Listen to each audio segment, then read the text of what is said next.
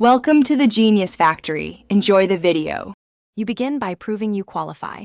Use a current university ID or your edu email.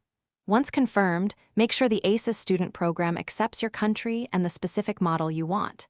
Next, decide online versus campus store purchase because verification differs. If online, prepare screenshots of enrollment and have payment details ready. If in store, bring physical ID and proof of enrollment. This avoids delays and ensures you can claim the student price immediately when you reach the purchase step. Now move into the verification portal. Log into the Asus Education Hub or the retailer's student checkout and sign in with your edu address. Once signed in, upload required documents, clear photo of ID, enrollment PDF, or an emailed acceptance if needed, and wait for instant or manual approval. After approval, apply the provided promo code or special student link at checkout. Make sure the discount shows on the order total before entering payment. This prevents refunds and extra steps later. Complete the purchase by reviewing the order summary.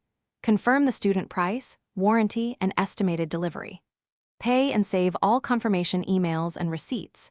If verification fails, don't panic, resubmit cleaner documents, or try the alternate verification method, such as using a different student email or enrollment proof, and contact Asus Chat for live help if needed.